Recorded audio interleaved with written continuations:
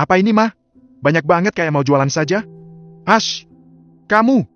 Ini kan request kamu, katanya mau souvenir pernikahan yang bermanfaat, kalau bisa yang nanti terus mengalirkan pahala, kalau nggak Al-Quran, mukena, atau sajadah. Nah, ini mama pesankan mukena rayon lewat manajer kamu, si Mitha dari sebulan lalu. Jab Selina membentangkan atasan mukena rayon motif batik di depannya. Manis kan, ini nggak luntur loh, kualitasnya bagus, ya nggak bagus banget sih, tapi standar lah, cocok dipakai buat sholat pegawai rumah sakit. Selina mengembangkan senyum meminta persetujuan. Hah, mukena? Lalu souvenir buat bapak-bapak rumah sakit? Ada yang masih jomblo juga kan, Ma? Ada, Mama juga sedia nih, sajadah kekinian, polos warna-warna pastel yang lembut kesukaan kamu. Kan kata kamu kalau sholat nggak nyaman natap yang bunga-bunga? Nah, ini natapnya sajadah polos, bentuk kubah, ukuran 50 x 100 cm, nggak ngabisin tempat, buat shop sholat jadi rapat dan tetap nyaman, bahannya halus, tebel, empuk. Selina memamerkan sebuah sajadah bentuk kubah dengan warna nude yang polos tanpa sapuan motif. Hanya ada garis-garis yang terlihat cukup estetik dan elegan. Gimana? Kamu suka nggak? Bagus, Ma. Aku suka, daripada ngeluarin banyak duit tapi nanti akhirnya terbuang, mending seperti ini tapi manfaat ya, modal dikit lah. Ini pakai uang papa ya? Enggak, uang suami kamu. Dia yang udah jauh-jauh hari pesan ke Mama kalau mau nyari souvenir yang bermanfaat dan dia yang mau bayarin. Ya udah, Mama bilang ke dia. Ternyata kalian sepemikiran, mau modal besar asal lihat kebermanfaatan, hebat. Seina mengacungkan dua jempolnya. Banyak dangk duit dia yang keluar. Mana satu pisies mukena rayon ini kan di atas 100.000. Ada sih yang 70-an, tapi biasanya luntur. Ini kualitas premium. Esti, papa kamu juga nyumbang, tapi jangan bilang kejauhan. Oh, Esti. Baiklah, aman mah. Ya, hidup hanya sebentar mah. Kalau kita tidak berstrategi, akan banyak rugi. Semoga saja, dengan ini akan menambah keberkahan pernikahan kami. Tutur Anya. Amin. Oh ya, bagaimana kabar kamu pagi ini?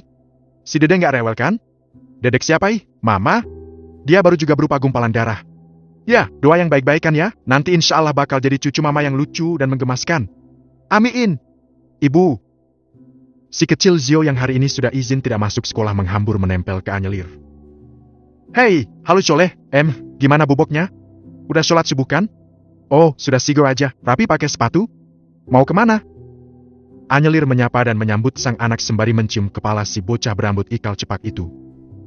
Udah sholat, ia mau jalan-jalan sama ayah, jogging. Alhamdulillah, jogging kemana?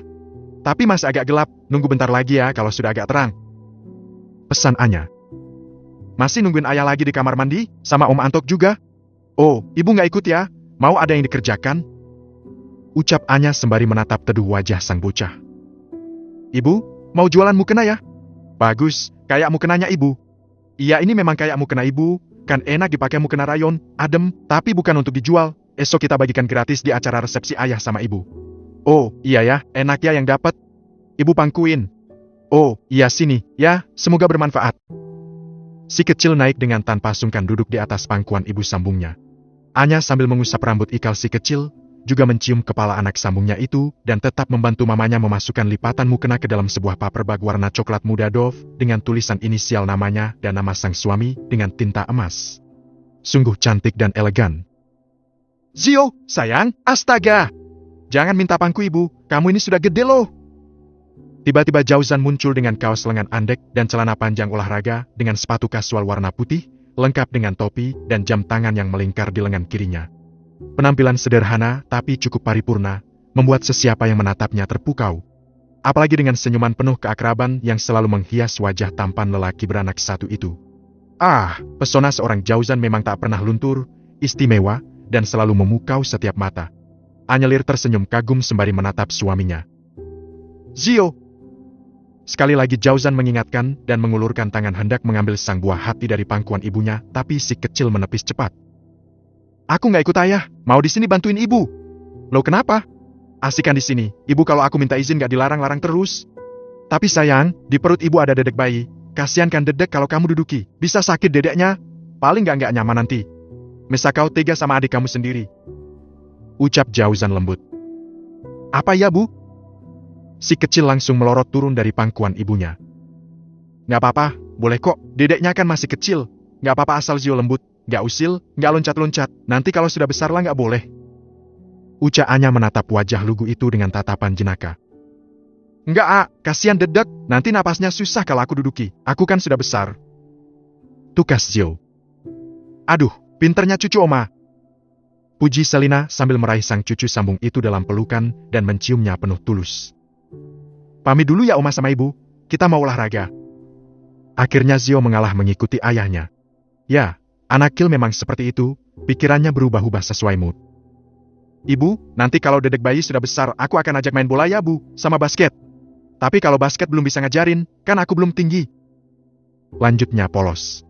Anya, Selina dan Jauzan mendengarkan dengan penuh antusias sembari tersenyum.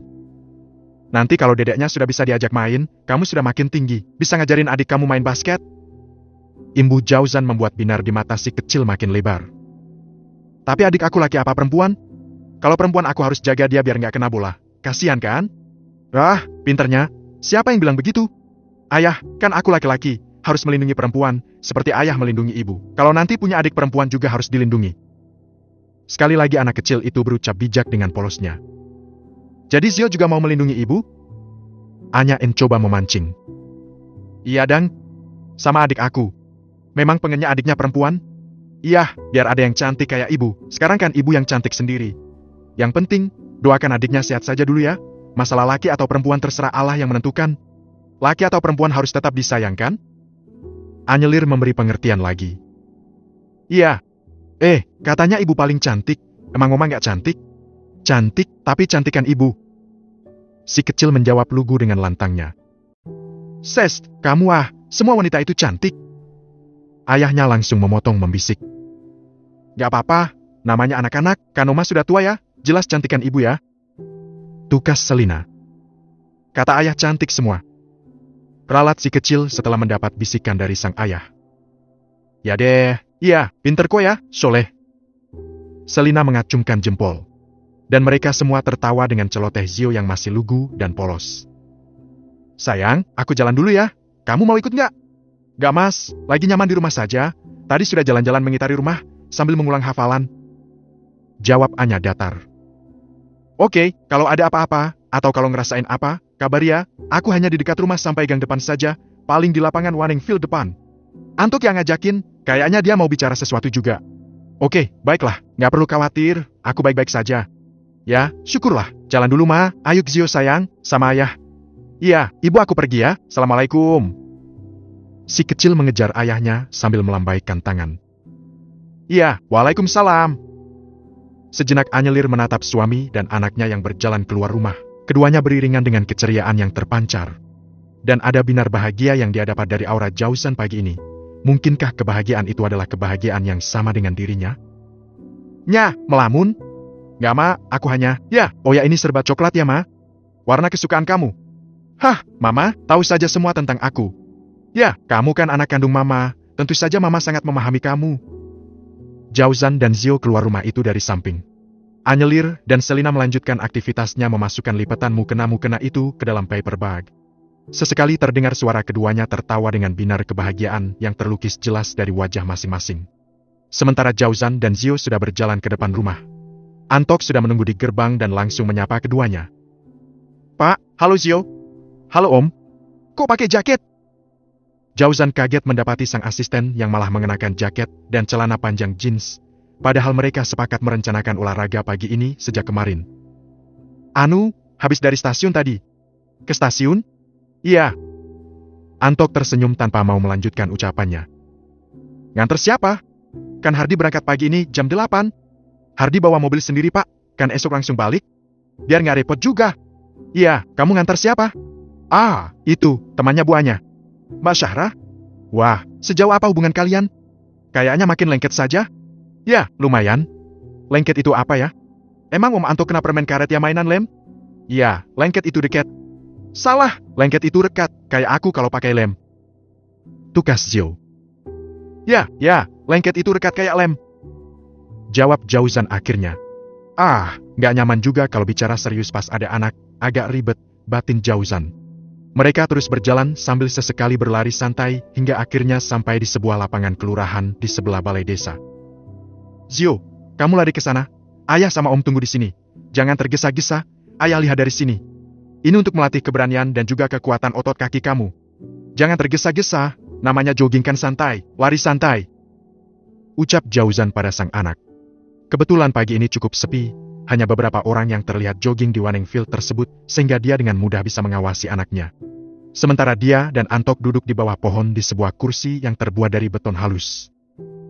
Siap ayah, tunggu ya. Ucap si kecil penuh semangat. Hati-hati. Pesan Jauzan ke sang anak setengah berteriak. Dan si kecil mulai berlari menjauh ke ujung lapangan dengan santai sambil sesekali melihat balik ke ayahnya takut ayahnya meninggalkan. Kalian sudah berkomitmen? Bagaimana reaksi Mbak Syahra? Jauzan mulai kepo dengan hal tadi. Sekali lagi Antok tersenyum. Belum sih Pak, tapi Syahra orangnya humoris, nyambung, dan gak ngebosenin. Kenapa ditunggu lama-lama kalau memang cocok? Iya sih, tapi saya takut ditolak Pak. Jujur, dia sepertinya juga ngarep ke saya. Tapi, apa dia tidak akan kecewa setelah tahu saya yang sebenarnya? Yang hanya asistennya Pak Bangun? Apalagi sekarang Pak Bangun gak banyak kasih kerjaan, malah lebih ke Pak Jauzan. Jawaban Antok terdengar penuh keraguan. Selain punya skill bela diri, kamu lulusan D3 manajemen kan? Kalau coba kerja sama aku gimana? Aku sedang butuh untuk kantor properti di Jakarta. Nah, nanti bisa sambil belajar kalau jadi dengan Mbak Syahra, dia akan juga menetapnya di sana. Dan sekali dua saja ke sini. Jauzan mengusulkan solusi. Nggak tahu Pak. Antok masih ragu. Tentukan masa depanmu sendiri, aku yakin, Papa pasti mendukung kok. Makasih Pak, tapi Pak Hardi sendiri juga belum nikah kan? Dia workaholic, aku sudah berkali-kali mengingatkan, usianya bahkan sudah di atas 35. Antok, kalau kamu berani tembak, atau lamar langsung saja, aku yakin, dari cerita-cerita istriku, Mbak Syahra itu juga orangnya nggak neko-neko. Dia juga suka dan berharap ke kamu. Yang bener Pak. Antok terlihat tersenyum penuh makna. Ada binar kebahagiaan dari matanya kala mendengar penuturan sang bos. Ya, kacamataku begitu. Tapi, Pak Bangun mempercayakan keselamatan Mbak Anya sama saya Pak. Kalau saya resign, saya juga nggak enak. Masa depan nomor 1, pekerjaan hanya pengiring hidup. Jika kamu sudah menemukan jodoh yang tepat, jangan ditunda. Berapa usiamu saat ini? 33 Pak. Loh, tak kira masih di bawah aku. Kamu awet muda ya? Masak sih Pak, saya 33. Memang dikira berapa? Syahra 31 mau 32. Ya, kami seumuran lah. Nah, pas banget. Bener aku pikir kamu itu 27 atau 28 gitu. Wah, nggak Pak, saya sudah kepala 3. Aku menikah usia 24, jadi 30 tahun dah punya anak segede itu. Dan kini mau launching yang kedua, baru usia 30. Ayo, tunggu apa lagi? Menikah itu ibadah loh. Separuh agama. Dengan menikah, ibadah kamu akan dilipat gandakan pahalanya. Ayah, aku sekali lagi ya. Teriak Zhou kenceng. Ya, pelan-pelan saja, jangan terlalu cepat nanti mudah capek. Jawab Jauzan tidak kalah kencang. Niatkan ibadah, dan semua akan mudah. Lanjut lelaki tampan 30 tahun itu dengan nada datar. Minta doanya saja Pak, saya juga suka iri kalau lihat Bapak sama buahnya, romantis banget. Nah, makanya, kalau punya sendiri kan gak ngiri lagi, tapi ingat, jangan pernah terpikir memiliki seseorang yang milik orang lain, maka kamu akan nelangsa. Mulailah segalanya dengan hal yang baik, insya Allah seterusnya juga akan baik. Iya Pak, saya akan berusaha, tapi sepertinya, saya perlu memantaskan diri dulu. Saya takut, Syahra akan menolak saya dengan diri saya saat ini. Antok tersenyum kecut. Kalau kamu dengar aku yakin 100% bahwa kamu akan tetap diterima. Secara pemikiran Syahra itu hampir-hampir miriplah dengan pemikiran istriku. Ya logika saja kan? Secara mereka adalah teman dekat sejak zaman kuliah hingga kini, dan bisa bertahan, itu karena sepemikiran, sama gaya hidup. Tok, kamu tahu, istriku itu sangat sederhana. Iya Pak, saya percaya. Nah, tapi, Bapak sih kayak, apa-apa ada, jauh Pak sama saya yang serba terbatas ini. Loh, Antok, kehidupan rumah tangga yang diidamkan wanita baik setelah menikah itu bukan yang bergelimang harta. Selama kita, laki-laki memenuhi kewajiban memberikan nafkah lahir dan batin, kebutuhan pokok hidup, perhatian, perlindungan dan mengajarkan agama. Sudah. Cukup. Makanya pernikahan itu sebenarnya tidak sulit, kamu ada pemasukan yang kurasa cukup, berlebih untuk kebutuhan pokok lah, ya sudah, gas saja. Kadang minder juga, dengan cerita dia kan desainer. Pendapatannya sangat fantastis. Ya, setaralah sama gaya hidupnya, jauh dengan saya yang hanya seorang pekerja. Masih galau ceritanya, nanti aku ngobrol sama istriku dulu untuk meyakinkan kamu. Intinya luruskan niat dan kamu akan yakin ke depannya. Antok tidak menjawab dan hanya tersenyum hambar. Ayah, capek ya? Mau lanjut jogging atau gimana? Haus, ada yang jualan minum di sana, aku mau ya? Oh, boleh, ayo. Mereka bertiga akhirnya berjalan ke tempat penjual minuman di taman tersebut, membelikan air mineral untuk Zhou, dilanjutkan dengan berjalan cepat mengitari Wanningfield. Bab 112, Hari Bahagia dan Lelaki Misterius. Tat, tat, tat. Suara itu bak lonceng kehidupan yang sewaktu-waktu akan berubah, berakhir menandakan perpisahan seterusnya yang menyakitkan yang bernama kematian. Anyelir berdiri dengan baju khusus ICU, lengkap dengan masker dan sarung tangan karet, menatap sang ibu, Arifah, yang terbaring lemah dengan wajah tenang tanpa ekspresi, seolah tiada mempedulikan keberadaan wanita muda yang selama ini dia anggap sebagai anaknya tersebut. Perlahan, Anyelir mendekat, meraih tangan ibunya kemudian diciumnya penuh taksim. Wajahnya tertunduk, matanya mulai mengembun, membayangkan pertemuan singkat yang akan segera berakhir dengan perpisahan yang menyakitkan. Seperti halnya kejadian kala bayinya meninggal, beberapa bulan lalu. Ibu, saya datang, saya memohon restu. Esok adalah pengumuman pernikahan saya dengan Mas Jauzan. Seperti yang dulu ibu harapkan. Suara Anyelir tersendat. Ibu tahu, ibu juga akan segera memiliki cucu. Dia sudah mulai terlihat di layar USG, Bu. Kantong kehidupannya sudah nampak. Sebulir bening air mata jatuh tepat di telapak tangan Arifah. Anyelir cepat mengelapnya dengan tisu yang dia bawa di tangan. Saya juga sudah mengabari Lek Watinah, Lek Harjo, dan Pak Dewah. Mereka esok akan hadir juga menemani Anya, dan mereka saat ini juga di sini. Berharap ibu akan segera sadar. Anyelir mengelap buliran air mata yang jatuh di pipinya kala dia mengucapkan kata terakhir. Ya, kata yang mungkin tidak akan pernah terjadi, mengingat diagnosa terakhir Dokter Saraf yang mengatakan telah terjadi kerusakan pada jaringan otak Afifah. Sementara sebagai dokter, dia paham benar jika jaringan ini bersifat irreversible, tidak akan bisa sembuh atau baik kembali. Sekali lagi hatinya sakit, sedih, yang tak terkira. Watinah, Harjo adalah adik-adik Arifah. Sementara Wahyudi adalah kakak almarhum Hartono, bapaknya. Mereka sangat dekat dengan Anyelir dan benar-benar menganggap Anyelir sebagai bagian dari keluarga. Mengenal Anyelir sebagai sosok anak berbakti yang patuh pada kemauan orang tua. Mereka juga tahu sebagian cerita tentang pernikahan Anyelir dengan Aiden yang merupakan amanah perjodohan sang kakek, yang akhirnya direbut oleh saudara angkatnya, Milinda, yang dipelihara Hartono sedari bayi. Dan sejauh beberapa tahun ini, hanya Anya yang mereka dapati mengunjungi makam sang bapak, yang ternyata, faktanya keponakan mereka, anak Hartono sudah meninggal sejak bayi puluhan tahun lalu. Jadi baik Milinda maupun Anyelir, bukanlah kerabat mereka. Tapi, rasa cinta dan ketulusan Anyelir telah membawa kepada cinta sejati mereka, sehingga hubungan kekerabatan itu hingga kini tetap mereka pertahankan, meski tahu tentang fakta yang sesungguhnya. Apalagi, Anyelirlah yang merawat Arifah yang memang sudah sakit-sakitan selama ini, hingga diracun oleh Yatini dengan suntikan insulin yang melebihi batas aman penggunaan, yang tak tertolerir tubuh, hingga memicu kerusakan banyak organ. Benar-benar perbuatan keji yang tak berperi kemanusiaan. Bu, maafkan Anya yang tidak bisa menjaga ibu. Harusnya Anya nggak izinkan ibu ke rumah Mailin. Sejenak Anyelir diam lagi. Hatinya dipenuhi rasa bersalah yang dalam, yang mungkin sampai kapanpun tak akan pernah tertolerir oleh dirinya sendiri. Anya ingin ibu tersenyum, ibu pasti akan bahagia menyaksikan kelahiran cucu ibu ini. Bukankah ibu dulu, ibu sangat berharap Anya punya anak setelah kepergian Wildan? Mata wanita muda itu memerah. Buliran bening kembali menetes, menatap sosok pucat yang kini seolah menyunggingkan senyum, seolah mendengar semua penuturannya. Bu, jika ibu memang harus pergi, Anya ikhlas bu. Anya akan selalu ingat semua pesan ibu yang belum Anya tunaikan. Anya akan ingat semua nasihat ibu, termasuk meminta maaf pada Ferdi. Dia juga kini telah bahagia. Dengan jodohnya sendiri, ibu pasti senang bukan? Tapi bu, Anya juga harus mengembalikan pemberian dia ke ibu ya. Itu bukan hak kita. Dulu, ibu sempat melarang Anya mengembalikan pemberian itu, agar dia tidak marah ataupun sakit hati. Tapi kini, ada yang lebih berhak atas itu.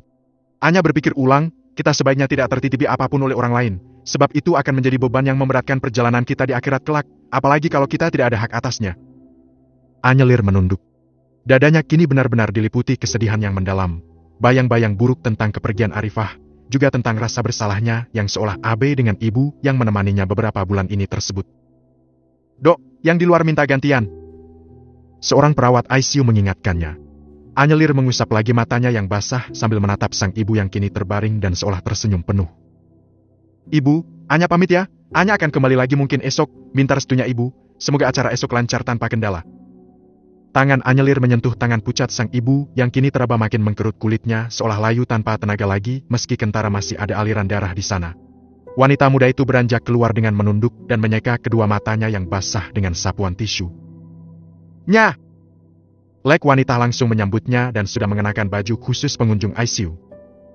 Maskernya dipakai Lek, jangan lupa doakan ibu ya. pintaannya.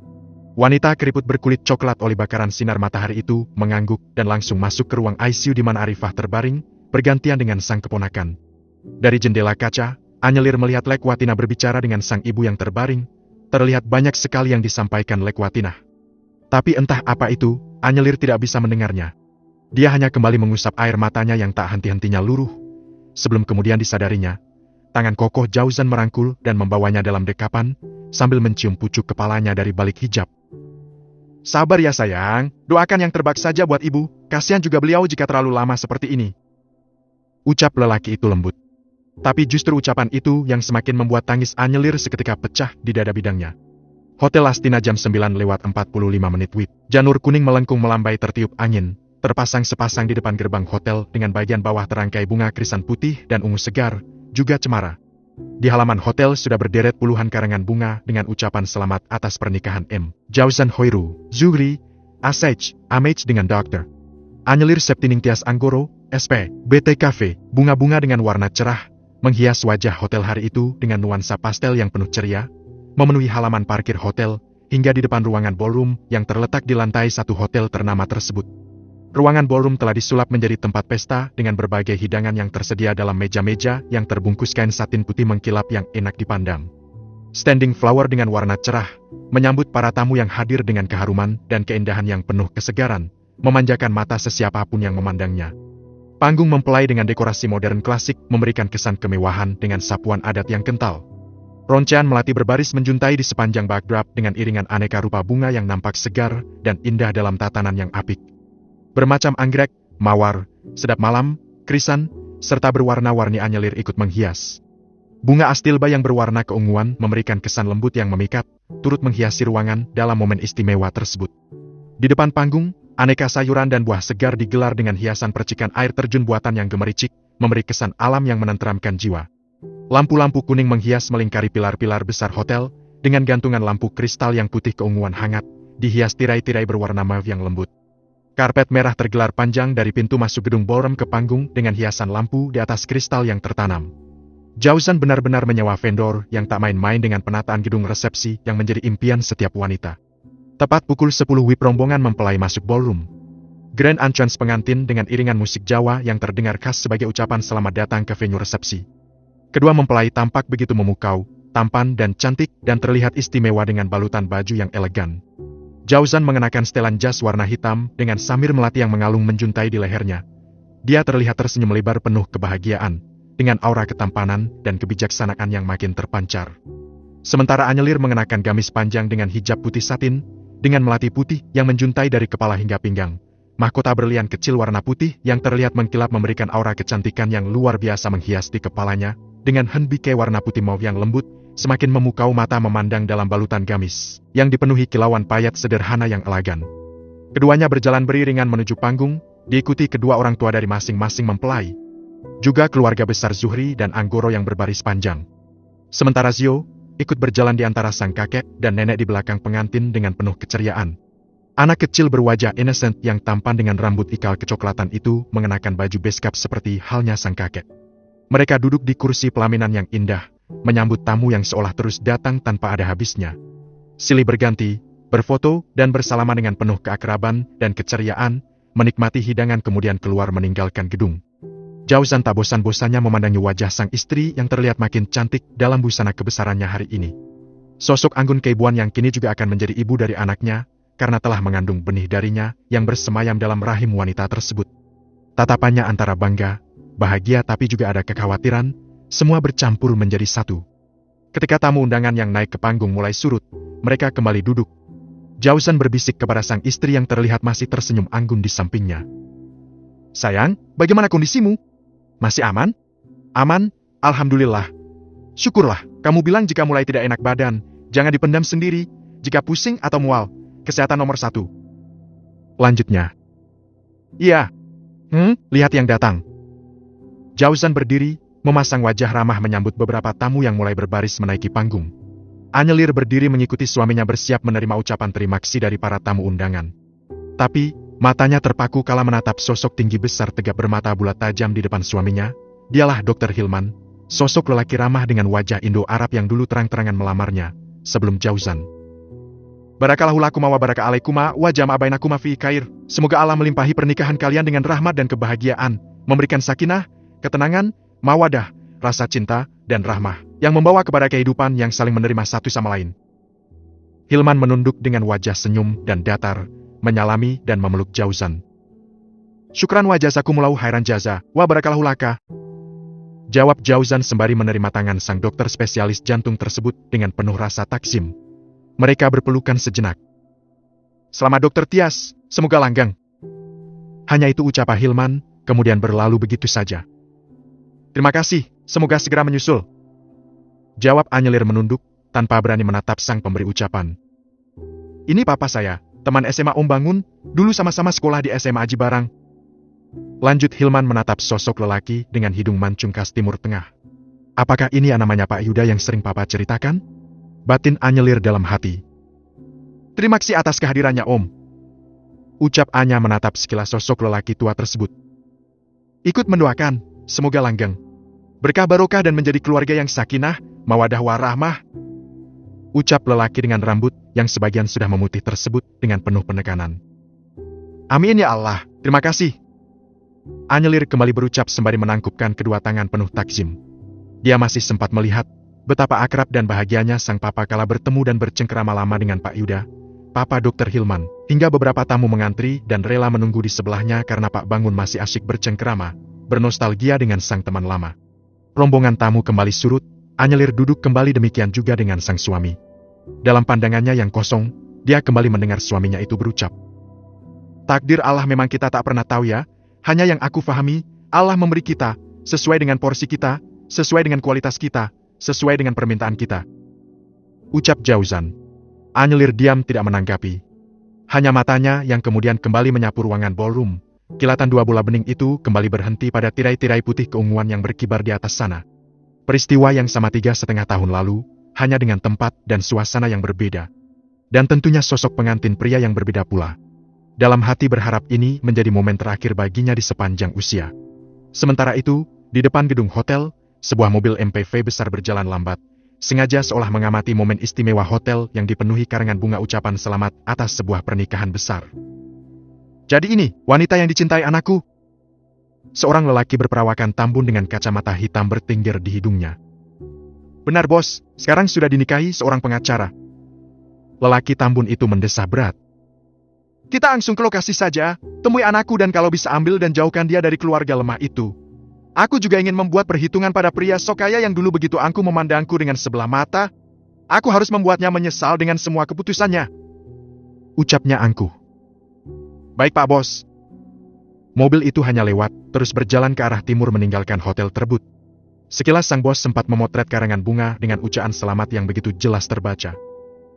Bukan wanita sembarangan, aku jadi penasaran, seperti apa rupa fisiknya. Gumamnya sambil mengelus kumisnya yang tebal. Bab 113, Misi Sang Ayah Biologis. Sayang, ada kakek dan neneknya Ziu di depan. Mereka ingin ketemu kamu. Ucap Jauzan tatkala sang istri merebahkan tubuhnya di atas ranjang setelah sholat zuhur siang ini. Oh, baiklah. Anya bangkit, urung tiduran dan duduk di bibir ranjang. Sambil memegangi kepalanya sejenak, kemudian berdiri. Ih, sayang apa kepalamu pusing? Sudahlah, istirahat saja. Aku akan sampaikan pada mereka jika kamu gak enak badan. Gak apa-apa mas, aku memang sedikit pusing, tapi bukan berarti gak mau menemui mereka. Mas keluar dulu saja ya, aku mau ke dapur dulu ambil minuman hangat biar lebih enakan. Habis itu aku akan ke depan menemui kakek dan neneknya Zio. Ucap Anya. Aku ambilkan saja ya. Jauzan menawarkan bantuan. Gak usah mas, nanti lama, kesannya aku manja banget. Mereka nanti tidak berkenan menunggumu. Sudahlah, temani mereka. Takutnya malah jadi kesan yang gak bagus buat aku sebagai ibu sambungnya Zio. Tapi kasihan kamu kalau... Sudahlah, gak perlu lebay mas, aku bisa kok, jangan khawatir. Anyelir menepis tangan sang suami yang mendarat di keningnya. Oke, baiklah, aku tunggu di depan ya. Ya. Jika kamu nanti mendengar kata kurang enak, gak perlu dipedulikan, yang penting aku mencintai dan mendukung kamu. Jauzan berbalik sejenak mengingatkan istrinya tatkala hendak pergi meninggalkan kamar mereka. Kemudian tak terlihat lagi hilang di balik pintu. Jawab Anya masih malas. Sebenarnya kondisi fisiknya saat ini benar-benar tidak baik. Tubuhnya cenderung terasa panas dan segala sesuatu tidak nyaman. Melihat makanan juga membuat perutnya serasa diaduk. apalagi mencium aromanya. Mual dan pusing itu begitu menderanya hingga dia hanya ingin istirahat tiduran saja. Tapi, wanita muda itu tetap bangkit, meraih jilbab instan dari dalam gantungan lemari bajunya dan segera mengenakannya. Dia merapikan bajunya kemudian berjalan perlahan ke arah dapur mencari air hangat seperti yang tadi dia katakan. Nya! Sang mama, Selina, tiba-tiba muncul dan berdiri di belakangnya. Ya ma? Jawab Anya. Kamu nggak usah temui keluarga almarhumah istrinya Jauzan. Loh, kenapa? Ngobrol ke mama kok kayak nggak ikhlas gitu atas menikahnya lagi Jauzan sama kamu. Ya suka-suka dialah mau pilih siapa. Masak di depan mama sekali lagi bilang sebenarnya mau menjodohkan Jauzan sama ponakannya, seperti yang dulu kamu cerita itu. What for? Selina terlihat sewot. Lah, biarin sajalah mah, nggak ngerugiin kita juga kok. Ucap Anyelir cuek. Ya, bukan begitu, katanya keluarga kiai, paham agama. Kok gitu cara komunikasinya? Islam macam apa? Ma, please, jangan katakan itu, masih banyak juga kerabat almarhumah yang berakhlak baik. Abahnya dan pamannya baik dan santun kok. Kita tidak boleh mengaitkan akhlak orang dengan status dia sebagai istri ustadz atau tempat tinggal dia di pesantren yang notabene full siraman ilmu agama. Bukan agama yang salah. Tapi pribadinya, kita doakan saja mah. Masalah beliau yang sebenarnya mau menjodohkan Mas Jauzan dengan adik sepupu almarhumah ya kita hargai keinginan beliau. Masalah beliau kecewa ya, bukan salah kita juga kan? Ah, terserah kamulah, mama hanya mengingatkan. Selina berlalu meninggalkan Anya yang masih duduk meminum air putih hangat di atas meja dapur dengan sedikit menggelengkan kepala. Beberapa saat kemudian wanita muda yang wajahnya sudah bersih dari makeup itu berjalan perlahan menuju ruang tamu. Di sana, ada suaminya, Jauzan dan Pak Bangun, sang papa, juga kedua tamu mereka yang katanya adalah mantan mertua suaminya, kakek dan neneknya Zio yang dipanggil Umi dan Abah oleh Zio selama ini. Zio juga ikut duduk di pangkuan sang ayah dan tampak berbinar matanya begitu mendapati ibunya keluar. Ibu! Iya sayang. Jawab Anyelir lembut. Assalamualaikum. Anyelir menyalami uminya almarhumah Fauzia dan tersenyum mengangguk kepada sang kiai yang mengenakan sorban putih yang tersampir di pundak itu sambil menangkupkan kedua tangan di depan dada. Ini anak saya, ibu sambungnya Zio. Dia bekerja di rumah sakit sebagai dokter bedah jantung. Pak Bangun dengan penuh bangga mengenalkan Anya. Anya tersenyum manis, tapi juga sedikit keki dengan ucapan sang papa yang terkesan berlebihan. Oh, cantik, mirip Zia, pantas nak Jauzan memilihnya. Ucap sang umi cepat, yang membuat senyum di wajah Anya seketika hilang. Entah apa yang ada di hati wanita cantik itu. Anya dan Zia adalah pribadi yang berbeda, gak mungkin miriplah Umi. Sahut Jauzan cepat sambil tersenyum takzim. Sementara Anyelir hanya diam tanpa berkomentar dan memegangi si kecil Zio yang tiba-tiba saja duduk di sebelahnya, menyandar sambil memeluknya erat. Masya Allah, Nakzan memang sangat tepat menikahi Anya, Zio begitu menyayangi ibunya. Ucap sang kiai. Alhamdulillah. Jawab Jauzan dengan wajah sumringah.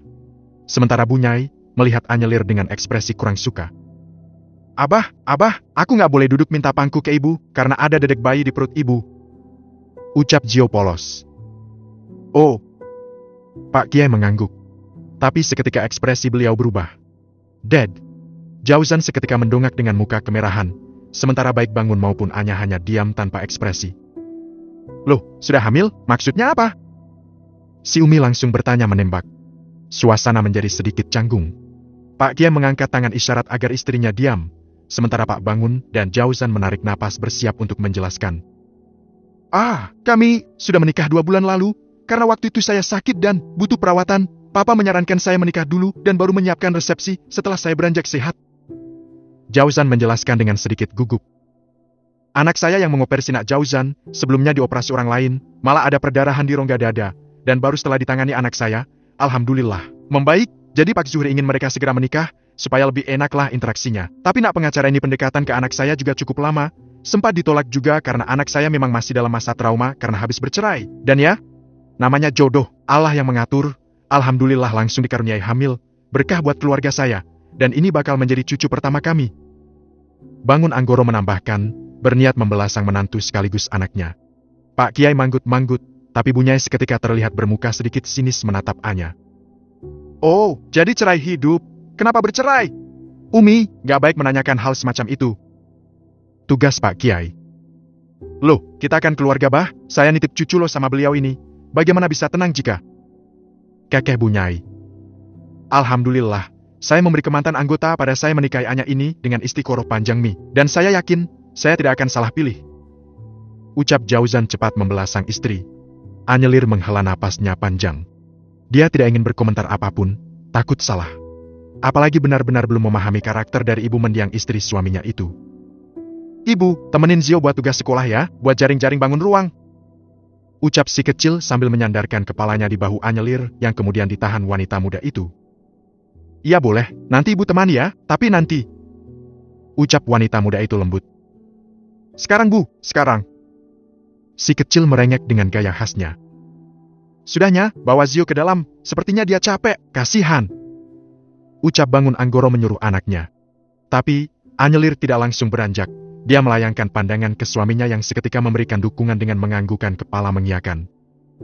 Baiklah, Bu Pak Kiai, saya permisi dulu. Oh ya silakan nak, titip Zio ya. Sebelumnya kami berterima kasih atas kesabaran dan kebaikan, juga ketulusan hati nak Anya menyayangi Zio. Ucap Pak Kiai dengan senyum ramahnya. Iya Pak Kiai, saya juga masih belajar. Ibu, ayo. Rengek Zio sambil menarik tangan ibunya. Zio, cium nenek dulu. Bunyai merentangkan tangan ingin menyambut sang cucu. Tapi sang cucu terlanjur merajuk dan hanya diam sambil terus menarik-narik lengan Anya. Ibuku, ibuku. Iya sayang, yuk. Keduanya pun akhirnya meninggalkan ruang tamu tersebut menuju kamar Zio. Sementara di ruang tamu, Jauzan masih duduk diam di kursinya seraya menunduk. Jika Pak Kiai dan Bunyai penasaran tentang masa lalu anak saya bisa ceritakan meskipun sebenarnya penjelasan saya tak mungkin menceritakan semua tentang dirinya. Karena semua terlalu kompleks, menyakitkan. Dan saya bahkan sangat bersyukur, dia masih bisa menjadi dirinya saat ini setelah badai besar menerpanya di sepanjang hidupnya 3,5 tahun ini. Pak Bangun mulai lagi membuka pembicaraan. Oh, memang dia kenapa Pak? Bunyai mulai kepo. Anak saya ini dijodohkan dengan lelaki yang kurang baik hingga diselingkuhi suaminya saat dia hamil besar. Dan dia kehilangan anaknya. Anaknya meninggal karena dia mengalami kecelakaan saat mengantarkan makan siang untuk suaminya dalam kondisi hamil besar. Suaminya yang sudah dihubungi, enggan datang menolong karena sedang asyik dengan selingkuhan, dan selingkuhan suaminya adalah adik angkat yang dia sayangi. Sebenarnya sangat panjang dan tak akan selesai sampai malam saya cerita. Singkatnya, saya bangga dan bersyukur atas akhlak anak kandung saya ini, dan ketika anak Jauzan memutuskan melamar dia, saya jujur sempat ragu, karena ada 2 kandidat lain yang juga seprofesi dengan anak saya ini, dengan latar keluarga yang mentereng, satunya seorang guru besar fakultas kedokteran dan satunya pengusaha, orang Timur Tengah, bisa dikatakan kolega bisnis saya juga. Ya, dan dua-duanya single perjaka. Maaf nak Jauzan, saya harus sampaikan, bukan bermaksud menyoroti status kamu, saya juga tidak mau anak saya dipandang sebelah mata karena janda cerai hidup. Ucap Bangun panjang lebar. Iya Pak, maaf. Suara Jauzan lirih sejenak menatap sang mertua kemudian kembali menunduk. Sementara Pak Kiai dan istrinya hanya diam. Pak Kiai manggut-manggut tanda mengerti. Sementara istrinya diam dengan raut muka yang masih saja penuh tanya tapi urung diungkapkan. Hanya ekspresi beliau yang berubah menjadi sedikit lunak, tapi masih terkesan tidak suka dengan keluarga istri mantan menantunya itu. Wanita berkerudung besar itu bermuka masam, kala Pak Bangun mengunggulkan Anyelir di depan mereka, seolah almarhumah anaknya kalah telak, tak bernilai di depan Jauzan, padahal Fauzia sudah memberi anak laki-laki sehingga Jauzan bergelar ayah. Ya, manusia memang tak pernah mau direndahkan, siapapun itu. Tapi, pula tidak sebaiknya merendahkan orang lain agar dirinya tinggi bukan? Di seberang meja, Pak Bangun terlihat tersenyum dengan muka yang cukup puas. Berli sekali lagi mendesah berat menatap 2 tamu di depannya, 2 laki-laki dengan perawakan tinggi besar yang mengaku sebagai anak buah Parwito. Jadi kalian anak buah Parwito? Sekali lagi dia bertanya. Memang nasib orang tak pernah tahu, Allah memberikan roda kehidupan yang bisa saja berubah posisi kala dia menghendaki. Yang di atas tidak selamanya di atas, demikian juga yang di bawah, tidak akan selamanya menjadi orang yang tertindas dan dia diperlakukan semena-mena. Siapa sangka, Parwito yang dulu miskin dan bekerja sebagai sopir di keluarganya, kini kaya raya bahkan memiliki anak buah dan berniat mengambil kembali anaknya yang lahir dari rahim Selvi dengan uang imbalan. Benar Pak, dan beliau memerintahkan kami untuk menyerahkan cek ini, juga mengambil kembali Mas Eden dari Bapak saat ini. Beliau sudah tahu kabar tentang kecelakaan putra beliau dan ingin membawa beliau berobat ke Singapura agar mendapatkan perawatan terbaik. Ucap si tinggi besar. Apakah Parwito cerita? Siapa aku dan siapa Eden? Mas Eden adalah putra beliau dan Anda adalah orang yang merawat Mas Eden sejauh ini. Jawab yang perawakan kurus dengan kulit sawo matang dan rambut ikal. Berli mengangguk. Lelaki tua yang sedikit tambun itu berjalan ke arah jendela, melakukan panggilan telepon pada seseorang, asik berbicara dan beberapa saat kemudian dimatikan lagi. Dia mengulangi panggilannya yang kedua dan berbicara sesaat dengan nada rendah, kemudian dimatikannya kembali. Setelah itu, dia kembali duduk di kursi kerjanya dan menemui dua orang yang mengaku sebagai anak buah Parwito tersebut. Beberapa saat ketiganya terlibat pembicaraan serius. Selama hampir 10 menit kemudian, Berli kembali melakukan panggilan telepon ke nomor seseorang dan meminta kedua orang tamunya itu untuk menunggu. "Esok, datanglah lagi ke sini. Kalau bisa ajak juga Parwito untuk datang dan bicara langsung denganku. Aku tidak akan menyalahkan kejadian yang telah lampau, Selvi juga telah meninggal. Hanya, ada yang meski ditegaskan kembali tentang beberapa hal terkait status Eden saat ini," ucap Berli penuh penekanan. "Baik Pak, tapi, pada dasarnya, Anda mengizinkan Pak Parwito mengambil putranya kembali bukan?" tanya si lelaki tinggi besar. "Tentu saja, dia berhak atas anak kandungnya, meskipun putranya tak bernasab padanya," jawab Berli tegas. "Kalau begitu kami permisi, dan esok kami akan datang lagi ke sini menemui Bapak, tapi, jika bos kami tidak berkenan, maka kami tidak bisa memaksa beliau," ucap salah satu dari mereka. "Jika dia laki-laki yang bertanggung jawab, gentel, dia pasti datang dan meminta kepada ayah secara baik-baik," ucap Berli datar. Mata lelaki tua 60 tahun itu menyeratkan kekesalan dan kemarahan yang tertahan. "Baik, kami permisi," si lelaki jangkung kurus berpamitan. "Tunggu, siapa nama kalian?" "Saya Bagas dan ini Adam," jawab yang tinggi besar. Berli mengangguk. Mereka berdiri dan menyalami Pak Berli. Keduanya berlalu meninggalkan ruang kerja direktur tersebut dengan beribu rasa kesal yang menyelimuti. Karena membujuk seorang Berli Rajendra ternyata bukan perkara mudah, bahkan ketika sang bos membekalinya dengan uang nominal fantastis, lelaki itu hanya melihat sepicing mata. Sebenarnya, seberapa kaya seorang Berli Rajendra? Bab 114, penculikan pasien pasca operasi. Malam yang indah, langit berhias bulan dengan beberapa bintang menemani. Cahayanya hangat menerpa dua wajah lelah yang kini berhias senyum. Awan tipis menyapu sebagian langit, meredupkan kilau bintang di sisi lain, memberi rona malam yang syahdu dalam temaram sinar bulan. Wajah kota yang dipenuhi kelap-kelip lampu dengan beragam warna, tampak indah menghias bumi seperti halnya langit di malam itu. Kemilau lampu menara-teratai dengan kelopaknya yang merah merekah bak senyuman seorang gadis, turut menghias wajah kota Purwokerto hingga makin memukau memanjakan mata. Teriring angin yang bertiup lembu dari puncak Gunung Slamet, menambah suasana malam yang makin terasa istimewa untuk sepasang kekasih yang baru saja menggelar acara resepsi siang tadi. Jendela kamar di lantai 2 rumah itu masih terbuka. Jauzan berdiri menatap malam, sambil sesekali mendesah seolah di kepalanya penuh pikiran yang berkecamuk.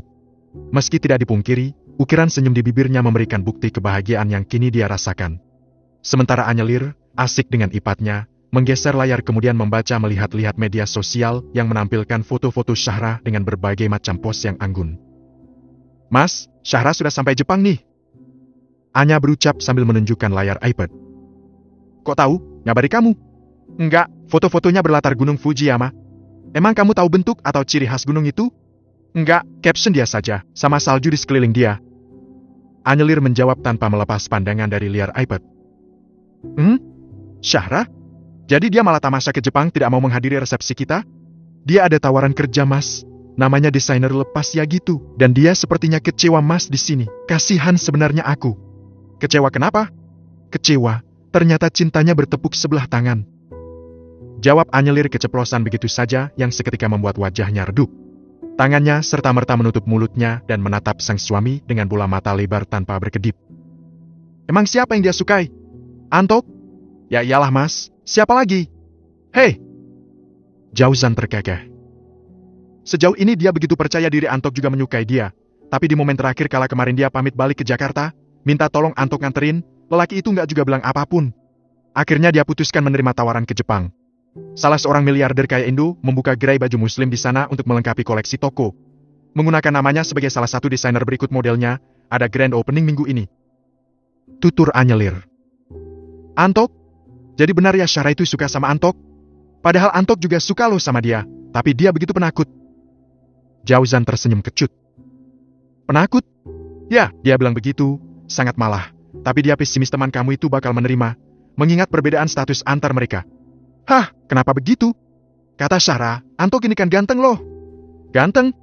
Hah, sayang, itu saja tidak cukup. Dia juga perlu memantaskan diri. Dia masih memegang nomor Syahra, dan mungkin akan kembali di saat yang tepat," ucap Jauzan kalem. Apa dia cerita ke Mas? Enggak, aku hanya mengira-ira saja. Tapi si Syahra ini kan ngejar usia, Mas. Mau sampai kapan Antok memantaskan diri? Kalau aku sih dukung dia, berarti dia lelaki yang bertanggung jawab. Gak asal enak saja, main tembak mengingat si Syahra pandai cari duit. Gak bisa gitu. Antok menyadari bahwa dia tidak sepadan dengan Syahra saat ini. Itu adalah akar masalahnya. Kenapa dia nggak coba bicarakan saja dulu? Dia belum tahu reaksi Syahra, bukan?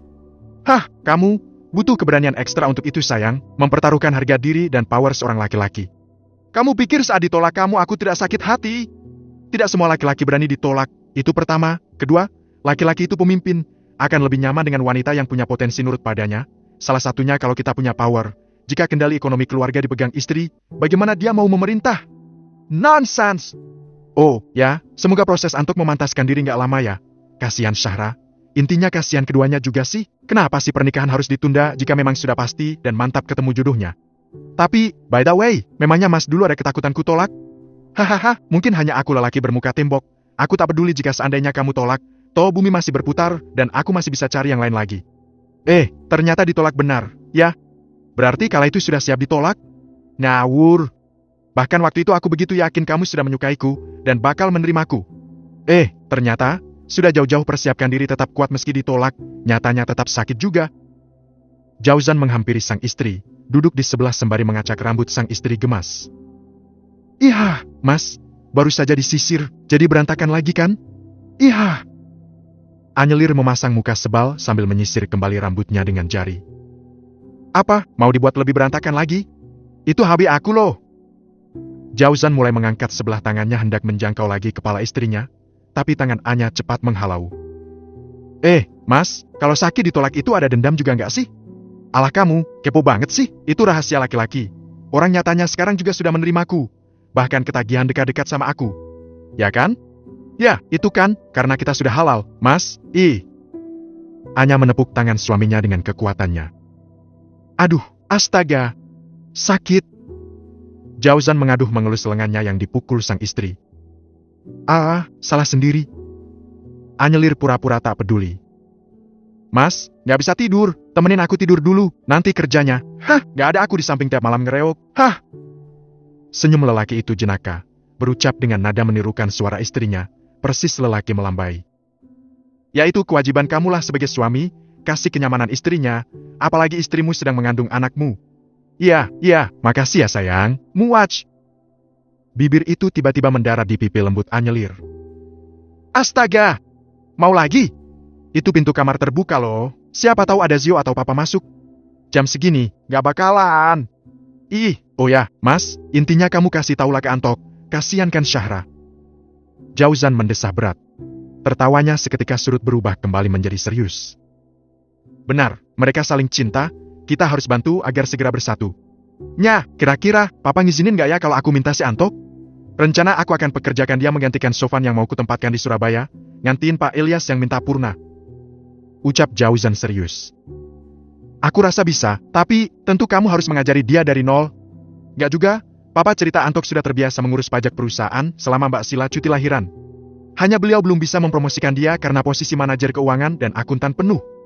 Gak mungkin kan memecat orang tiba-tiba atau memutasi tanpa alasan yang jelas. Jauzan memberi alasan. Mas dah coba ngobrol ke Papa terkait hubungan Antok dengan teman aku? Belum. Kamu saja yang bilang, nanti sekalian sampaikan bahwa aku berniat promosikan dia. Siap. Jawab Anyelir cepat dengan senyuman full menghias wajahnya hingga terlihat makin ayu. Oh ya, terkait neneknya Zio, aku minta maaf ya. Kamu tersinggungnya beliau bilang kamu mirip Fauzia. Enggak sih? Masak, aku lihat sendiri ekspresi kamu sayang, gak usah bohong sama aku.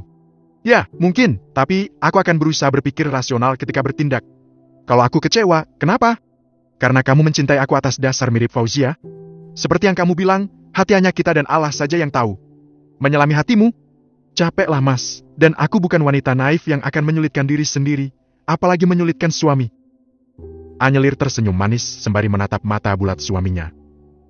Masya Allah, aku benar-benar kagum sama kamu. Tidak hanya pintar dan baik hati, kamu juga sosok wanita yang logis dan gak baperan. Tapi Nya, demi Allah, hanya satu wanita yang kucinta, ialah kamu, yang kuambil atas pilihan aku sendiri. Terkait Fauzia, dia adalah hasil perjodohan Papa dan Pak Kiai yang ternyata menyakiti aku dengan kebohongan itu. Tapi, dia sudah punya tempat tersendiri di hati aku, dan aku juga sangat berterima kasih, karena atasnya, aku mendapat gelar ayah. Mas, pengalaman hidup membuat kita makin kuat. Bagi aku sendiri, mendapatkan kehidupanku saat ini saja sudah sangat aku syukuri. Aku fokus ke masa depan, Mas. Yang jelas kulihat, kurasakan cintamu kepada aku sekarang, dan aku tidak ingin menuntut lebih atas apa yang sudah Allah kasih, yang menurut aku sudah jauh lebih baik. Terima kasih, Mas. Senyum itu kembali menghias bibir manis Anyelir. Jausan meraih tubuh mungil itu dan membawanya dalam dekapan. Dinginnya angin malam yang menerpa lembut, tidak sedikit pun mengusik dua tubuh yang menyatu dalam hangatnya cinta dan rasa saling percaya. Jika cinta sudah disatukan oleh pernikahan, maka tutuplah rapat-rapat hati. Jangan ada sekecil apapun celah untuk masuknya setan yang akan mengusik ketentraman hubungan, meskipun kadang dia datang dengan senyum ramah penuh keakraban. Apa? Berli terkejut dengan apa yang disampaikan oleh Ariel, anaknya barusan. Dia baru saja sampai rumah sakit, bersiap menunggu kedatangan Parwito dan anak buahnya pagi ini. Tapi, aku baru saja pamit ke Mas Aiden, Mas. Perutku sakit. Sebentar ya, aku ke toilet dulu. Mas Aiden mengangguk lemah, tapi tak lebih dari 5 menit. Ketika aku selesai bab, dia sudah tidak ada. Dan aku sudah mengitari rumah sakit sampai mengabari Pak Syarif juga, buat bantu aku nyariin. Aku juga bolak-balik ke para perawat. Cleaning service, bagian humas. Aku benar-benar nggak tahu, Pak. Ariel bercerita dengan putus asa sembari duduk di kursi tunggu pasien di depan ruang pavilion di mana kakaknya dirawat. Sudahlah, ini pasti pekerjaan Parwito. Dia tidak mau bertemu denganku jadi menggunakan cara kucing-kucingan seperti ini. Tak perlu disesali, Ariel. Dia tahu bukan kakakmu. Pa, bagaimana bisa begitu? Papa mengamanahi aku menjaga dia pasca operasi amputasi kemarin. Tapi, kita sudah memberikan yang terbaik. Semoga di sisi bapaknya, Eden akan menjadi pribadi yang lebih baik. Dua orang berjalan mendekat, masuk ke ruang pavilion 3 dengan langkah tergesa. Pak, ditemukan dari rekaman CCTV, pasien dibawa 2 orang dengan seragam perawat. Salah seorang staf rumah sakit melaporkan. Lalu, monggo kita lihat di ruangan pemantauan, ajaknya. Will, ikut Papa. Ajak Berli cepat. Iya, Pak. Berli dan Ariel berjalan cepat di belakang sang pria yang ternyata adalah kepala satpam rumah sakit itu ke arah ruang pemantauan di lantai dasar. Ketiga orang itu menuju lift kemudian turun. Lift berbunyi dan pintu pun terbuka. Si bapak berbelok ke arah kiri dan melewati lorong panjang yang akhirnya memasuki ruangan di pojok lantai. Banyak layar terlihat di ruangan tersebut, dan akhirnya mereka diajak ke sisi ruangan di mana pengamatan untuk lantai 4 dilakukan. Di sini, Pak, silakan, kamar pavilion 3. Ucap sang kepala satpam pada stafnya. Oh, ini yang pasien kabur ya? Administrasi belum selesai, Pak? Enggak, ini keluarga pasien masih ada, tapi pasien dibawa kabur orang lain. Ucap sang kepala security. Ini kami akan arahkan pemantauan CCTV dari kamera di kamar, di lorong, di lift 3, kemudian di lobi kedua, di mana mobil terpantau membawa pasien. Ucap sang security. Beberapa saat kemudian tim dari rumah sakit masuk, beberapa orang laki-laki, ada kepala bagian humas, kepala rawat inap pavilion, bersama dengan tim direksi. Bagaimana? Semua saling menatap dengan rona wajah ingin tahu. Ini, Pak, terpantau sebelum dibawa, pasien diberi obat intravenal lewat infus. Ini bukan staf kami. Karena saya sudah konfirmasi staf perawat yang jaga pagi ini Ahmad Rafi dan Pak Zulhan. Tapi lihat perawakan perawat yang menyuntikkan obat ke infus pasien ini tinggi kekar, rambut ikal. Sementara baik Pak Zulhan maupun Mas Ahmad ini rambutnya lurus. Baru kurang lebih 20 menit kemudian saat Mas Ariel yang menunggu pasien masuk ke kamar mandi, mereka langsung bergerak. Sang kepala ruang menjelaskan. Oh, pantas saja mereka bolak-balik ke kamar pasien. Saya pikir karena Mas Eden habis operasi saja, jadi banyak obat yang memang harus diberikan. Ucap Ariel. Ya sudah, biarkan saja. Ini pelakukannya adalah bapaknya Eden. Bapak si pasien. Saya akan selesaikan administrasi rumah sakitnya dan sudah ditutup kasusnya sampai di sini. Hanya, kalau bisa, saya minta CCTV saat mobil membawa pasien dari lobi 2. Pinta Berli. Boleh, Pak? Silakan. Jawab sang kepala keamanan. Staf menyetel layar di jam kejadian dan posisi kamera lobi kedua. Terlihat jelas jenis mobil dan plat nomornya. Berli mengamati dengan seksama. Sebentar, Pak, mohon berhenti. Pinta Berli. Penyetelan video dihentikan dan tampak jelas ada goresan panjang pada sisi belakang mobil tersebut dengan bentuk menyerupai kapak. Juga ada sebuah stiker gambar ular naga di kaca dashboard mobil sebelah belakang kiri. Kita bisa minta bantuan kepolisian untuk melacak, Pak, ucap sang kepala keamanan rumah sakit. Tidak perlu, ini benar orang kemarin yang menemui saya, artinya pasien memang diambil bapak kandungnya. Sudah biarkan saja, saya akan ke bagian administrasi menyelesaikan tanggungan biaya rumah sakit. Will, ayo, temani Papa. Iya, Pak. Berli berbalik, kemudian berjalan keluar ruangan yang dipenuhi layar-layar kecil tersebut. Wajahnya terlihat pias dengan gurat kecewa dan juga amarah yang terpendam. Tapi, muka tua itu masih bisa tersenyum melangkah dengan sigap ke arah bagian administrasi rumah sakit besar tersebut. Bab 115, Kekecewaan Seorang Anak. National University Hospital of Singapore, lantai 11, ruang rawat inap VIP 10, Mr. Wito melepas pandangannya jauh keluar jendela kaca besar itu. Kekecewaannya tergambar jelas dari raut wajahnya yang keruh. Tersirat penyesalan dan amarah, yang mungkin akan segera meledak kala terpantik sedikit saja. Di sampingnya, anak laki-laki satu-satunya yang dia miliki, ternyata kini telah menjadi seorang tunadaksa. Tidak lagi lengkap seperti yang dulu dikatakan Selvi. Aiden yang tampan, berpendidikan, dan membanggakan itu, dengan cerobohnya celaka, hanya karena bertamasya dengan seorang wanita yang bukan siapa-siapanya. Sang anak buah, Bagas yang berdiri di dekat pintu, hanya bisa diam tanpa berani bersuara. Demikian juga dengan Adam. Dua orang kepercayaan yang telah banyak membantunya itu terlihat begitu takut dengan ekspresi sang bos besar. Jadi kalian tidak tahu jika operasi amputasi pergelangan kakinya itu kemarin? Sekali lagi dia bertanya. Ya bos, menurut dokter yang kami temui, juga perawat malam itu yang kami tanyai, jadwalnya hari ini. Makanya kami bergerak cepat membawa Mas Aiden keluar rumah sakit tersebut. Nyatanya malah sudah dilakukan. Jawab Adam dengan kepala menunduk. Ini pasti ulah Berli. Dia merasa berkuasa atas anakku. Dia tahu aku akan membawa Aiden ke Singapura dan bertindak cepat agar operasi amputasi itu terlaksana. Ucapnya geram. Tapi Pak, beberapa hari sebelumnya beliau sempat galau. Beliau juga terlihat sedih kala memutuskan harus operasi amputasi. Tapi dokter yang terus mengompori bahwa akan terjadi pemusukan jika tidak dilakukan tindakan cepat Pak. Adam menjawab lirih. Diam! Itu hanya sebuah sandiwara saja. Pada dasarnya, Berli ini, dia membenci Aiden.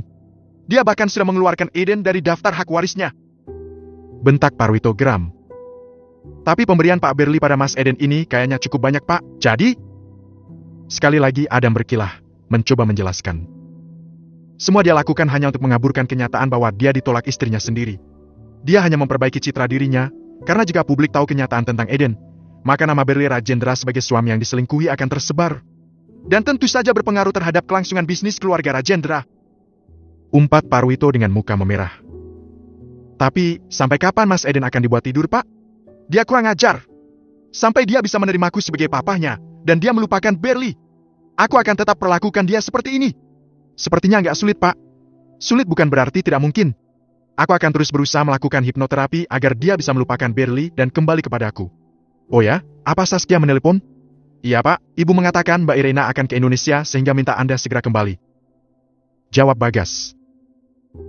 Jangan sampai Saskia tahu tentang Aiden. Kalian terus awasi dan sampaikan banyak hal baik tentangku. Oh ya, pengiriman barang minggu ini harus kamu pastikan aman, kirim beberapa orang anak buah ke pelabuhan untuk mengawasi distribusi. Jangan sampai overstock, kita akan kesulitan mencari tempat buat gudangnya nanti. Baik Pak. Ucap Bagas sambil membungkukkan badannya. Sementara Adam hanya diam sembari menatap sang pasien yang terlihat mulai membuka matanya. Papa? Aiden, nak? Siapa kamu? Papa? Aku papamu. Tidak. Di mana Papa? Aiden berusaha bangkit dari tempat tidurnya. Tapi, tatapannya kembali terhenti kala melihat pergelangan kaki kirinya kini telah menghilang. Kamu yang mengambil kakiku! Aiden, sadarlah. Aku ini papa kandungmu. Aku berniat selamatkan kamu dari Berli Rajendra. Papaku hanyalah Berli Rajendra. Kamu hanya laki-laki yang sudah membuat hidupku seperti di neraka. Berdebah! Plak! Tangan lelaki tinggi berkumis tebal itu melayang cepat menampar pipi Aiden hingga pipi itu menjadi kemerahan. Aiden meringis menahan sakit. Dia mendesis, tapi tangan dan kakinya kini diikat kuat menyatu dengan bed pasien. Kamu perlakukan aku seperti binatang. Cih! Jangan berharap aku akan mengakuimu sebagai ayah. Tidak akan. Sampai kapanpun. Baik. Kamu dengar ya, aku membawamu ke sini, ke Singapura untuk pengobatan agar kamu bisa mempertahankan kakimu. Tapi, Berli ternyata mempercepat jadwal operasimu sehingga aku gagal. Siapa yang harus kamu salahkan? Jika kau memang papaku, kenapa kamu gak datang sedari dulu?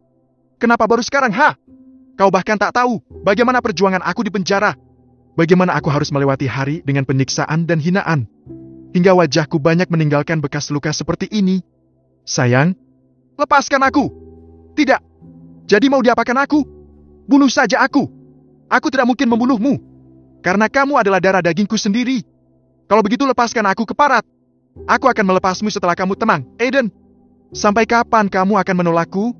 Aku adalah bapakmu. Aku tak mungkin mencelakaimu. Maka bersikaplah baik padaku dan aku akan perlakukan kamu layaknya sebagai anak. Anak? Anak haram maksudmu? Aiden. Oke, lepas. Dan aku akan mendengarkanmu. Baik, kamu harus janji ya. Sayang, dengar. Aku dan mamamu saling mencintai. Waktu itu karena terhalang status kami, dan Berli yang memiliki kekayaan, dialah yang bisa memiliki mamamu. Tapi kamu adalah bukti cinta kami berdua. Ini tak terbantahkan dan hingga kini, kamu adalah anak laki-laki papa satu-satunya. Bagus, tapi kamu datang bukan di waktu yang tepat. Aku sudah menjadi seorang tunadaksa. Hidupku kini tiada bernilai lagi. Kamu salah, orang bekerja saat ini dengan ini, bukan dengan tubuh. Ucap Pak Wito sambil menunjuk kepalanya. Papa menjadi kaya karena menggunakan otak untuk berusaha. Aiden, bersemangatlah. Mata Aiden mengembun, hingga 2 bulir bening itu meluncur, diikuti dengan isak tangis yang memilukan telinga. Apa yang bisa aku lakukan? Apa yang kamu tawarkan untukku? Aiden, Papa punya bisnis menjanjikan yang harus kamu lanjutkan. Maka dari itu, tenanglah. Papa janjikan, kamu akan tetap hidup dengan nyaman meski pergelangan kakimu tidak utuh lagi, tapi kamu akan tetap bisa berjalan, nak. Papa akan usahakan pelatihan untukmu agar tetap bisa berjalan. Dan kamu pasti akan mendapatkan apa yang kamu inginkan. Mendapatkan apa yang aku inginkan? Ya, termasuk mengambil kembali cinta dan kehidupan kamu yang hilang selama ini. Baik, mulai saat ini, aku harus kembali bersemangat. Dan satu lagi, kamu bisa membalas sakit hatimu pada Berli yang telah menyakitimu, membunuhmu selama ini. Tatapan mata Aiden tajam ke arah laki-laki tinggi berkumis di hadapannya. Tentu yang terakhir dia tidak akan pernah setuju. Karena di matanya, Berli adalah lelaki pertama yang selalu ada dan membelanya sejauh ini. Dialah laki-laki yang paling tulus mencintai dia, dari sejak bayi hingga dia sebesar ini. Tapi posisinya saat ini begitu lemah. Dia hanya bisa mengiyakan segala tentang kemauan bapak kandungnya. Ada teman kamu tuh, katanya teman kuliah di Jogja dulu, sama-sama praktek juga di Aceh. Sang mama, Selina menyambangi anaknya yang masih tergolek di tempat tidur pagi ini. Anyelir makin menjadi mengalami morning sickness dan hanya bisa berbaring sehari setelah acara resepsi, di samping juga karena masih cuti praktek. Ada apa katanya, Ma? Bukannya kemarin dia sudah datang juga di acara resepsi? Jadinya juga sudah kubuka. Ya, mana mama tahu, kamu nanya saja langsung sama dia. Dia juga lagi hamil kayaknya, udah besar itu kayak 5 atau 6 bulanan gitu. Iya, ya sudah Ma, aku akan temui dia. Maksud mama kalau kamu gak enak badannya sudah di sini saja, biar dia yang datang, masuk ke sini. Gak enak lah Ma, itu juga bajunya Mas Jauzan masih tergeletak di situ, aku gak enak. Ya sudah, kamu sudah makan pagi? Sudah ngemil juga? Jangan ditahan kalau pengen apa, kamu bilang saja. Jangan sampai anak kamu nanti ngeces gara-gara waktu ngidam gak keturutan. Mama, apa hubungannya sih? Anak bayi ngeces karena belum bisa mengendalikan air liurnya saja, wajarlah. Ucap Anya. Siapa bilang? Coba kamu bikin penelitian. Sekian orang yang ngidam diturutin, sama yang ngidam ditahan-tahan, apakah nanti hasilnya sama? Ini bukan asbun, tapi pengalaman. Orang tua itu bicara berdasarkan ilmu titen. Gak asal ngomong. Anyelir tersenyum. Iya deh Ma, bolehlah. Nanti kalau sudah enakan, Anya benar akan sebar bangkit ke ibu-ibu hamil ya, hingga mereka melahirkan dan mengamati si anak akan bagaimana. Nah, gitu, jangan langsung bilang hubungannya apa, gak rasional, justru itu jadi bahan kajian. Ya Ma? Ya sudah, Mama temui dulu tuh teman kamu ganti baju dulu. Siap Ma? Anyelir bangkit, mengganti baju rumahan dengan gamis panjang, kemudian mengenakan kaos kaki dan jilbab instannya. Dia berjalan perlahan keluar kamar, menuruni tangga, kemudian ke depan, ke arah ruang tamu. Di sana, Mala yang terlihat agak berbeda menyambutnya dengan penuh sukacita. Tubuh langsing dokter spesialis kandungan itu terlihat makin berisi dengan perutnya yang membuncit. Assalamualaikum, Masya Allah Mal, makin cantik aja ini Bumil. Puji Anya pada sahabatnya. Makasih, kamu juga. Aku dengar dari mama kamu juga lagi angkatan ya. Selamat ya, Pak Jauzan tokcer banget deh. Komentar Mala. Alhamdulillah, minta doanya saja. Lagi mabuk berat? Alhamdulillah, biasa saja. Hanya agak malas saja keluar-keluar, karena kondisi aku kayak gini. Jadi suami Los langsung kerja, hari ini juga berangkat Jakarta. Esok balik lagi katanya, ada rencana buat kantor properti di ibu kota. Jadi dia harus tinjau sendiri, di samping juga memasukkan sumber daya manusia baru.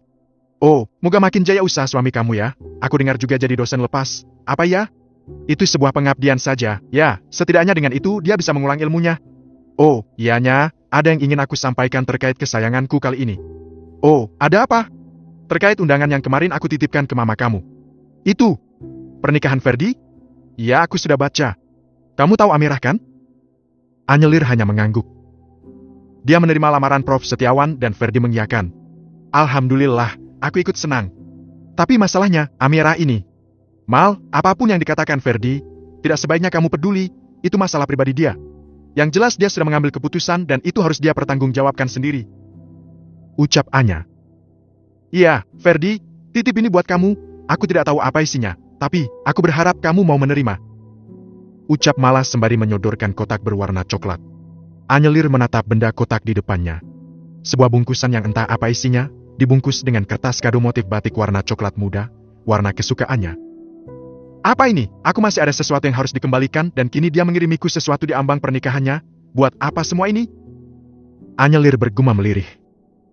Aku hanya menyampaikan amanah, dan aku harap kamu menerimanya, terlepas kamu buka atau tidak. Anyelir mendesah.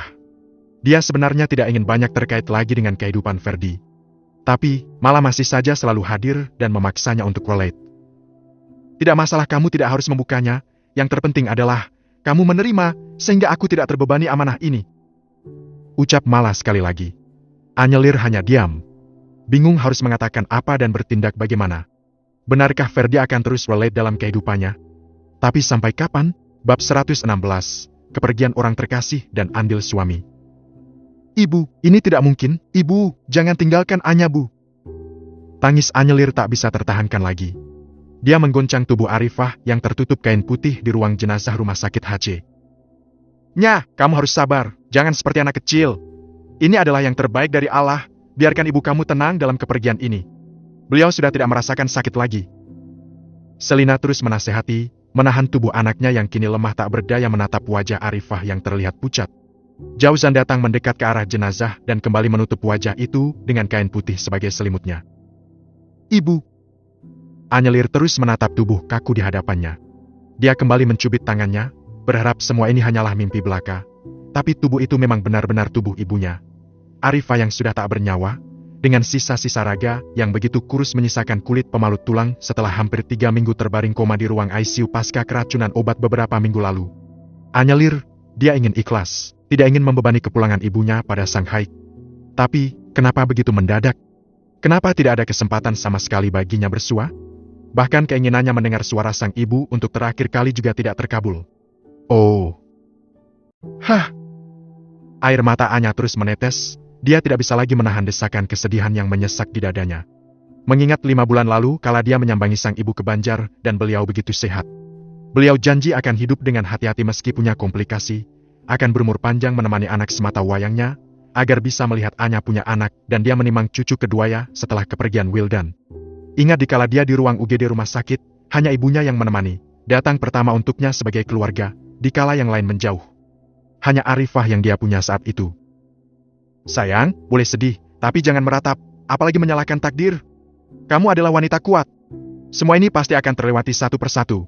Bukan hanya ibu kamu, tapi papa, mama, papaku, ibuku, dan bahkan aku juga bisa saja pergi suatu saat nanti. Jadi, lebih lapanglah, karena aku tidak ingin kamu menjadi lemah dengan takdirnya. Jauzan mengusap-usap punggung istrinya lembut. Iya mas, aku tahu. Astagfirullahaladzim. Anyelir menuntun hatinya agar bisa lebih lembut memaknai takdir, lebih ego dan ikhlas atas ketetapannya kali ini. Kita akan segera bawa almarhumah ke Banjar, karena keluarga menghendaki beliau dimakamkan di sana. Lanjut Jauzan. Iya, aku ikut. Aku ingin melihat ibu untuk terakhir kalinya, ingin melihat makam ibu dan mengunjunginya di lain waktu. Pinta wanita muda itu. Tapi Jauzan hanya mendesah berat, mengingat kondisi istrinya yang sudah 3 hari ini mabuk berat akibat kehamilan. Kamu mengizinkanku kan, Mas? Anyelir memastikan lagi.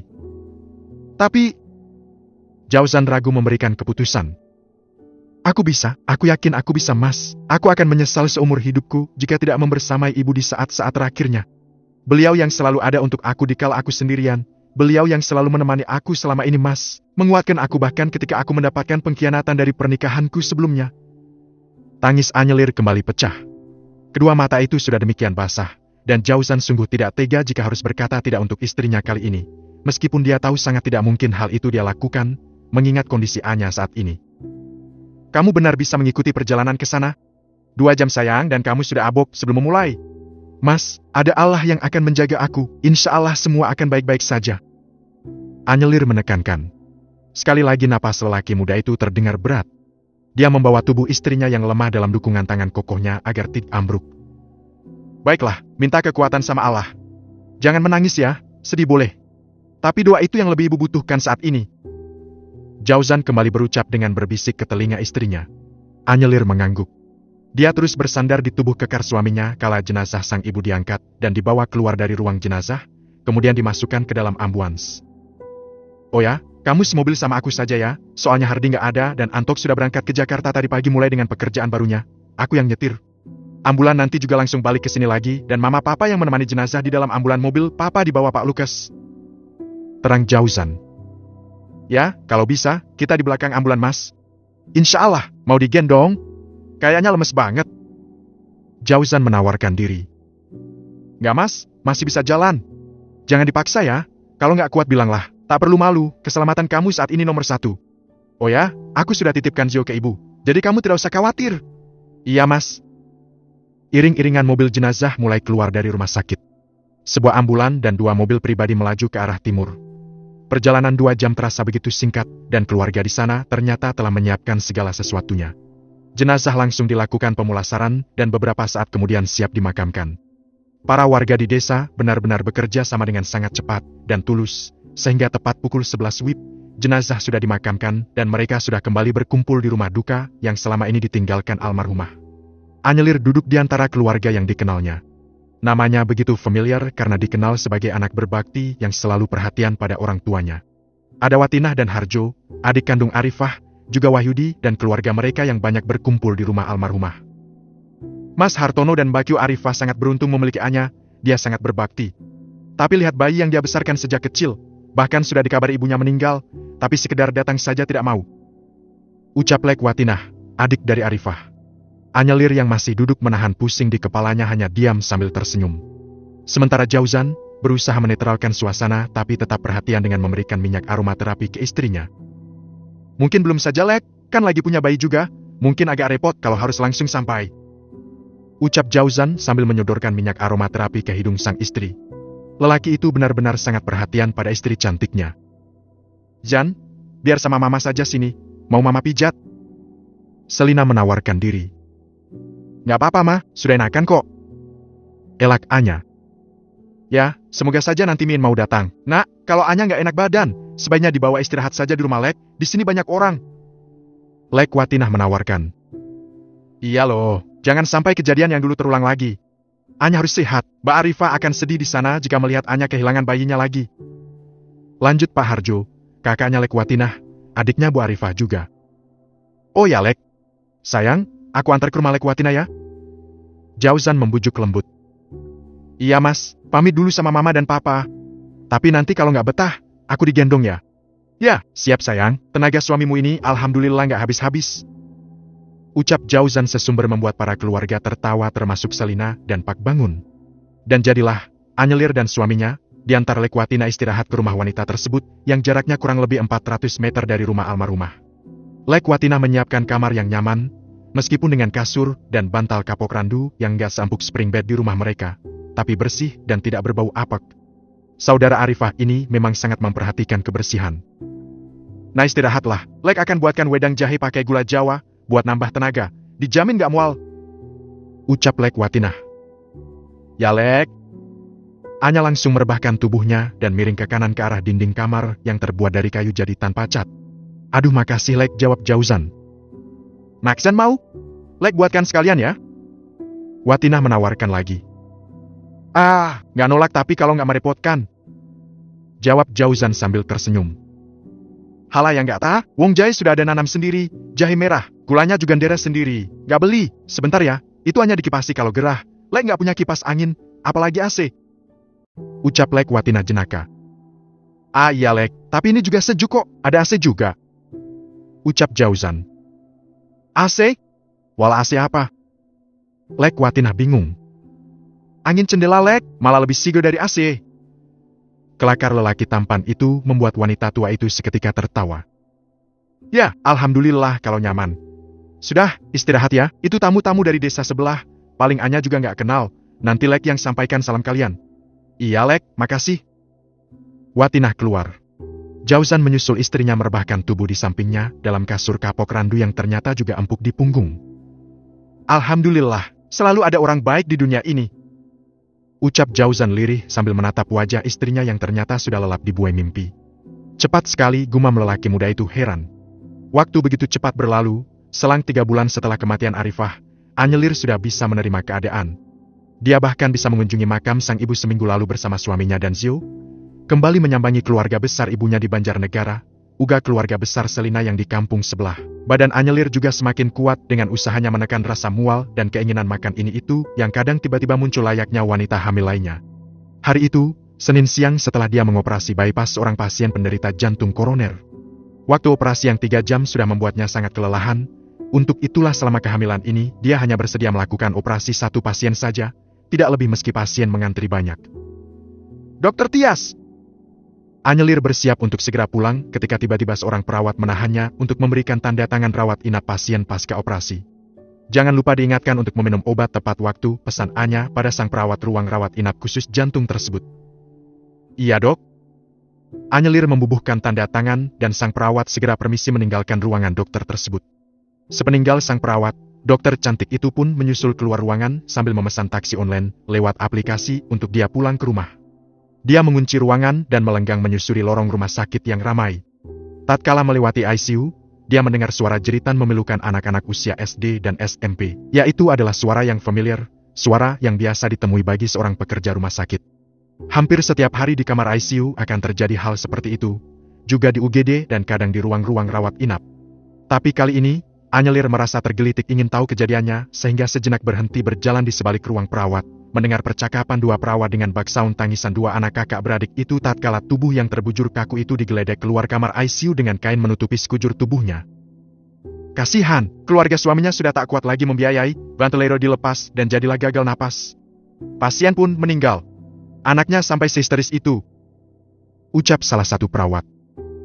Seperti kasus ibunya Dokter Tias kemarin, kata Dokter Dani, suaminya Dokter Tias yang menyuruh melepas ventilator, sehingga gagal napas dan meninggallah ibunya. Oh, jadi gitu? Iya, tapi...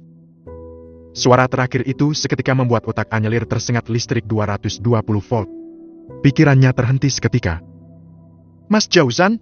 Apa benar dia yang menyuruh melepas alat ventilatornya ibu? Gumam Anya tak percaya.